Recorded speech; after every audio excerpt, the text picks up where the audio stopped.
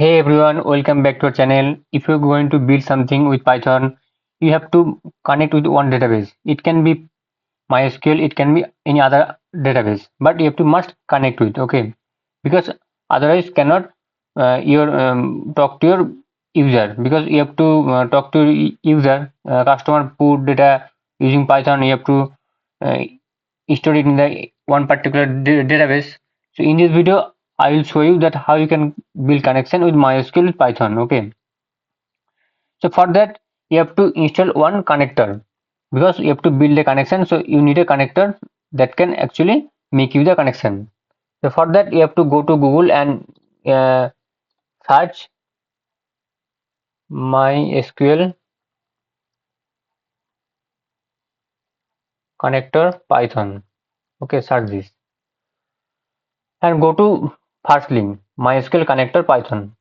Okay, and just copy this. This is the connector you have to install and copy this and you have to paste this over here and you have to install this. I have already installed it. I am not going to install it again. So you have to install it and then you have to make sure that you install MySQL Workbench because otherwise it will not work. If you haven't MySQL installed MySQL Workbench, I have already made a video. Please watch this video and install this. Okay. And I wrote down the code in the VS Code. If you haven't installed VS Code, please install this. Okay, you have to then you have to after installing the connector, you have to import MySQL connector just like this. Okay, and then I just wrote one function and the connection to MySQL, and I create a variable object variable and I MySQL connector. I import the MySQL connector and connect, and you have to write down some of the key details about your MySQL Workbench like host, localhost, user root, password. Give your password when you install MySQL Workbench. You have to put a password. So give the password over here, and you have to write down your database. Okay, like this. I just go and this is my database.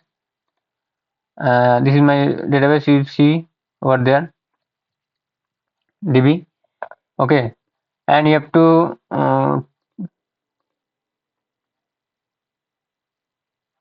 just refresh it. I think new DB. I just created the database, so it is not updated. So I just refresh it, and this is a new database. I write it down over here. New database. I am going to fetch data from new database. Okay, and this is my table. You'll see over here one table. I just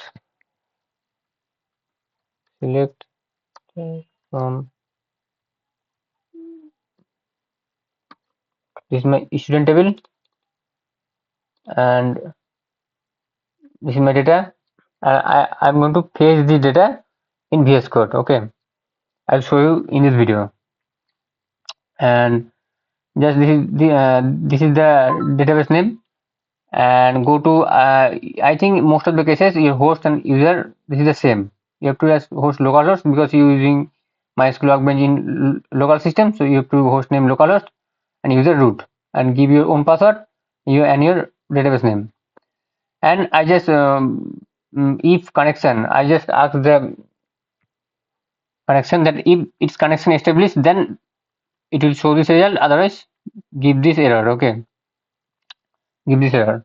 Not error. I just have to keep write the another else statement. I not write, but I just go to the escape this code. Okay, and you have to make a connection cursor. You have to cursor from connection or cursor. Cursor means this is how you can fetch data using from MySQL. Okay, this is cursor. I wrote down that cursor dot execute. You have to write down this when you're going to fetch some data from MySQL. You have to write execute function. Execute select start from student. What I have wrote over here, select start from students. I just same query. I just write down over here. Okay, and I have stored it in the I have to store the cursor object cursor variable object in the record variable. So cursor dot fetch all. Fetch all means you have to I said this fetch all the data that have in the table. Okay, and I just wrote for I in record and print I. one by one I just print the record data. Just let's run the code and see how it works. So this is my data. We'll see the same data that I have in the MySQL, and this is the same data. It will come with tuple. So the one time when for loop run, the one all the row data, all the row data comes in the one I fetch. Okay, I just put going to just fetch 0. I think it will work. Maybe let's see. Just save it and let's see 1 to 5.